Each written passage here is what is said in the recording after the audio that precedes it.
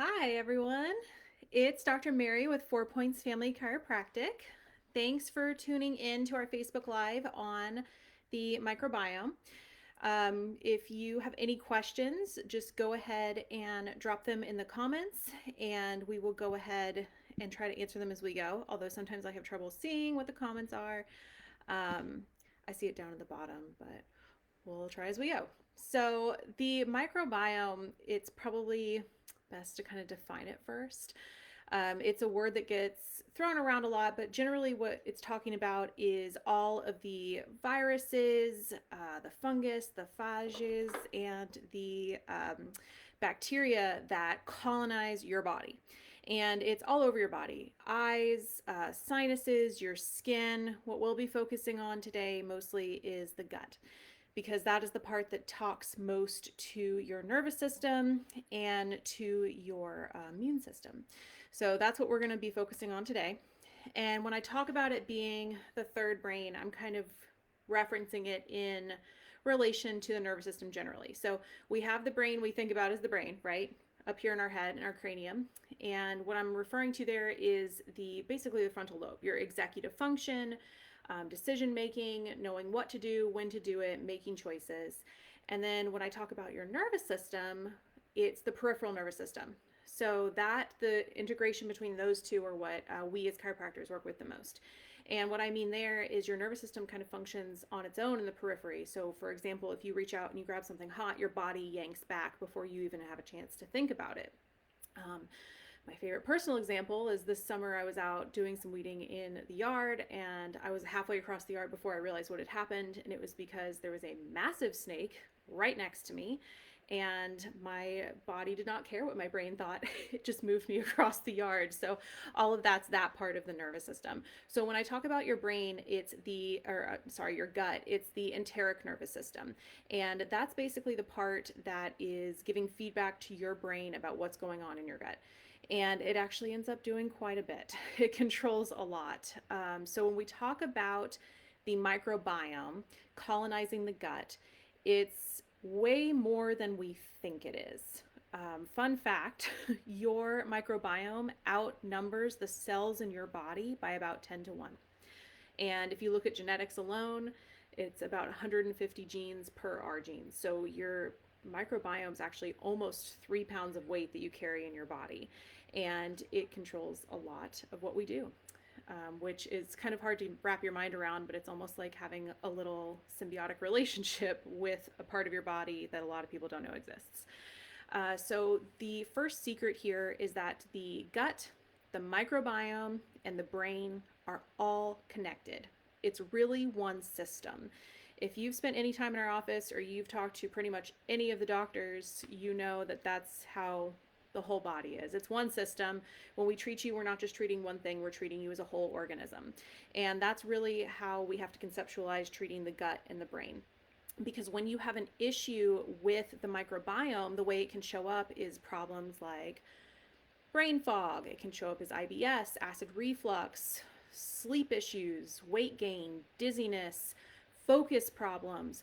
All of these issues sound like other healthcare problems, and they often get treated differently. So you'll find people that are getting treated for gut stuff, and they either don't know or haven't been treated for brain stuff, and vice versa. And it's not that you should go off any medications, anything like that. But what I mean by that is you need to be aware of the fact that the systems are integrated. So there are things that you can do on your end beyond treatment that you're doing already to make sure that you're getting the best out of your care. And it's kind of irresponsible and ineffective to treat only one part. Like, you can treat your gut all day long. If you're not treating your brain, probably not going to go the way you want it to, vice versa. So the brain and the gut are in constant communication. All of this great research has been done on this, but if you really think about it, we've known this for ages, right? So when you get told go with your gut or gut feeling, those phrases existed long before we knew about the microbiome. It's something that we've always kind of known. Your body is reacting before you even cognitively know what's going on. If you've ever been in a situation where you're like, oh, this feels unsafe, I don't really know why, that's your gut telling your body something's not quite right. And that can be based on prior experiences, memories that you have, instinct, all of that. But the brain will also get cues from the gut about your immune system function. So sometimes, I mean, I know this is gross, but sometimes you'll eat something and it comes right back up. You did not think about that. Your body did not acknowledge that something bad went into you. Your microbiome sensed that something was poison, sent the message to your brain, to your vagus nerve, like it's time to get it out. That's kind of how it works. So we really depend on it for a lot of actions that we don't cognitively think about. But ultimately, the way that the brain and the microbiome are related is the microbiome is responsible for producing the vast majority of our neurotransmitters. Neurotransmitters are the little chemicals that we use in our brain to shuttle information from cell to cell. So the gut produces things like serotonin, which keeps you happy and optimistic. It produces dopamine, which keeps you energized and happy and motivated. And it creates GABA, which keeps you kind of calm and relaxed. So that's like our sleeping, helps with our sleeping. And there's two general channels that your microbiome communicates to your brain with. One's a little bit longer, one takes a longer period of time. So your microbiome will communicate with your enteric nervous system. So all of the nerve cells that are lining your gut from the stomach all the way to the colon. And then that information will get sent to the vagus nerve, which will travel up your spinal cord to your brain.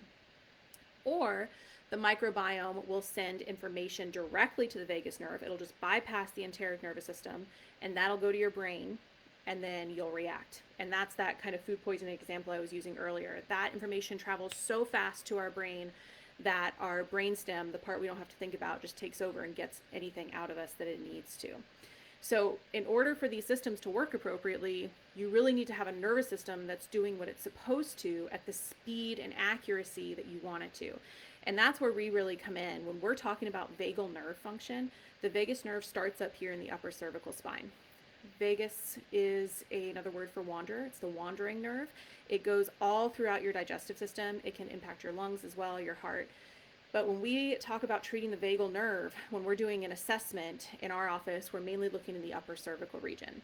So if you know anyone who sounds like they're having vagal nerve issues, make sure you let them know that they need to get checked out by a chiropractor wherever they are, or if they want to get checked in our office, they can just call and mention the word microbiome, and they'll get the full assessment, any necessary x-rays, the orthopedic test, the consult with the doctor, and the review of findings. It's usually about $315, and we'll do it for $67 if they want to get checked out and they reference this Facebook Live. But all of this information is a way to kind of frame the way that we think about our nervous system and our brain talking to each other, because the gut, it turns out, is actually kind of an alarm system. So that quick bypass, that's an alarm to your brain that something's wrong, that there's poison. The kind of slower one, the problem, it's not a problem, but the way that our lives are kind of set up right now is it'll create less of an alarm system and more of a chronic inflammation problem. Now, chronic inflammation in the gut can lead to chronic inflammation in the brain because those signals don't shut down. So your gut continues to say, I'm unsafe, I'm unhappy, there's a problem. And your brain's like, yes, there's a problem, right? So it gets inflamed also. And that's where we get the brain fog issues, the sleep, the anxiety, the depression, all of that comes from a chronic inflammation. So the second secret is that we can control all of this. We have a little bit more power here than I think we generally think of. So there's different ways for you to impact these, and one's the brain, one's the gut. But when we ultimately want to affect it, you need to be paying attention to how you feel after you consume food. So we can observe the gut, right? We can read it. The easiest example I have is often I will hear patients, and myself too, when I have like pasta or a lot of gluten, I get real tired. I don't feel good the next day. That's my brain telling me, hey, no, that was not good for you. You shouldn't have consumed that. So you have to be able to read your gut, be able to react to it. Those are the two separate things. And then you can affect it by what you consume. And that's mental consumption and food consumption. But we're going to talk more about gut consumption today. So the biggest goal, the biggest takeaway from this is you want to diversify your microbiome. You want to expose it to different things. We have a trouble with that now. Generations previous, they were out working with animals. They were in the dirt. Their world was a little bit dirtier, but more microbiome diverse. We've kind of shifted in the opposite direction. So we sanitize a lot of things, which isn't always bad, but it does kind of kill good and bad bacteria. We're not outside very often. Our worlds have gotten a lot smaller. So the more you can diversify your microflora, the better. We've also seen an increase in C-sections. Most of us get our microbiome from our mother on the way out of the birth canal. So some of us are missing part of, I'm so sorry, my cat, so loud. We're missing part of that during the birth process. And there's also an overuse of antibiotics. That's something that we run into a lot. Antibiotics they're like an atom bomb. They kill the bad bacteria and the good bacteria. So you want to get rid of the bad bacteria, but if you're kind of wiping out your microflora to begin with, then you really need to just consider building it back up after you've had antibiotics. And I say that fully aware that we are going into the season where those are going to be prescribed quite a bit. So something to keep in mind. There's a lot of things that also are in our lifestyle that will kind of kill the microflora, and the one that probably gets ignored and not talked about too much is actually stress, mental, physical, emotional. The research is showing the biggest stressor that's killing people's microflora is actually social isolation, which, if you've paid any attention at all this year, has been a problem for a lot of people. That's something that has been messing with people's guts in addition to, psychologically. So what do we do about it in our day-to-day life? I'm really sorry, I have to tell you to cut out sugar. I know it's December, this is a hard time to do it. I promise you it will make a big difference. If you cut out sugar, processed foods, corn, canola oil, dairy from a cow, you can do sheep and goat to a certain extent, dried fruit, high fructose corn syrup, any sort of juices, like fruit juices, you don't want to overdo those. And of course, gluten, as discussed before. Those are things to cut out of your diet if you want to start building healthy microbiome or supporting the one that you already have. Now, what do we add in? So things like clean, lean protein, because too much fat will feed the bad bacteria. So the best way to do that is make sure that you're getting grass-fed, grass-finished, antibiotic-free, pasture-raised meat. You don't need to have it every single meal by any means. You can just have a couple servings a week and be totally fine. You want to make sure that you are getting a lot of healthy fats. So nuts, seeds, coconut oil, coconut milk, avocados. You can do avocado oil if you want a shelf-stable cooking oil. You also want to start adding in probiotics. I'm sure you guessed that. But we want to make sure that we're diversifying as much as possible. So the best recommendation I have is pick 2 to 3 probiotics that you like or need. I find them in the refrigerated part of the grocery store, because you can get the pill ones, but those are desiccated and they have more live if you're getting them refrigerated. They're a little bit more stable.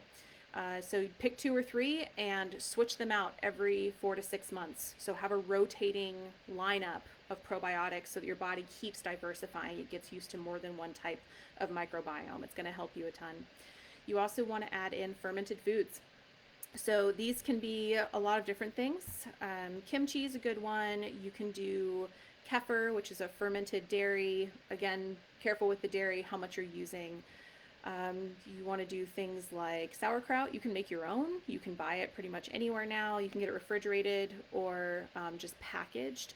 One great study showed that women who were given fermented foods for 4 weeks, who were having issues with depression and anxiety, had an increase in function of the part of the brain that helps process emotion after the 4 weeks, with only the fermented food being the only change at all.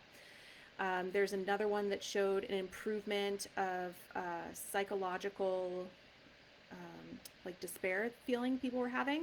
That decreased, and cognitive ability went up, problem solving skills that they were measuring when they did just pill probiotics in anxiety, people who've been diagnosed with anxiety and depression. There's also been studies of perfectly healthy people who had no symptoms at all, who added in fermented foods, and they saw a drop in salivary cortisol, which is your stress hormone. So that's another big part of this. And you might be listening to some of this that I'm saying and think, hey, that sounds a lot like the discussion you had back in September about the thyroid. It should, because the part of the brain that's getting information from the gut, from the enteric nervous system and the microbiome, is your hypothalamus. Your hypothalamus is the one that tells your thyroid what to do. So those things are all so closely linked. Again, we're a system, we're one big organism, so making sure you're treating all your body as a whole is the important takeaway from all of this. So try to add fermented foods, 1 to 2 servings a day. I would work your way up. Start with 1, work your way up to 2. And don't forget prebiotics. We talk a lot about probiotics, but not prebiotics. So prebiotics are basically fiber. It's the thing that the microbiome feeds on once it's in your gut. The best thing for that are things like asparagus, garlic, onions, legumes, so beans, lentils. And if you're a potato person, make sure you are roasting the potato and then cooling it first before you eat it, because then it is a resistant starch. So your body won't digest it, your microbiome will digest it, and then that'll help feed the microbiome instead of just your gut. So that's something to kind of consider adding in as well. Basically, these prebiotics turn into what's called short chain fatty acids, and that's what feeds the microflora of your gut. Now, if you've been diagnosed with SIBO, which is small intestinal bacterial overgrowth, then you're going to want to avoid the prebiotics for now, and for sure avoid dairy and gluten until your body can tolerate it. But the probiotics you're good to go with, and same with everything else we've talked about. If you're not sure how SIBO presents or you have any more questions about that, just talk to me or one of the other doctors, or you can drop a comment here and I'll kind of expand upon that. But it's basically when you eat food and you pretty much immediately felt like swollen and bloated and kind of gross, and you feel like there's always pressure in your gut, that's SIBO. And you just diagnose that with a breath test. But these are all things that you can implement. Most important short chain fatty acid is butyrate for our bodies. Butyrate is something that will decrease your inflammation, it'll increase your metabolism, and it regulates your stress response. You can actually get butyrate as a supplement. You're going to want to start with 1 pill a day and kind of build your way up to 2. Same thing, just helping your gut give it something to eat so that the microbiome can grow itself in a healthy way. So if you want to know easier ways to implement all of this, this is going to sound familiar for people who have done the cleanse, but if you tune in next month to our Facebook Live, Dr. Neblett's going to be going over the standard process cleanse. We do it as an office every year. We always feel great. It's essentially a way to feed your microbiome. It's a great way to keep it supported, and you can add in the supplementation that we talked about here today. But if you have any questions, please don't hesitate to drop them below. If we can help you or anybody in your family, definitely let us know, and we will talk again soon.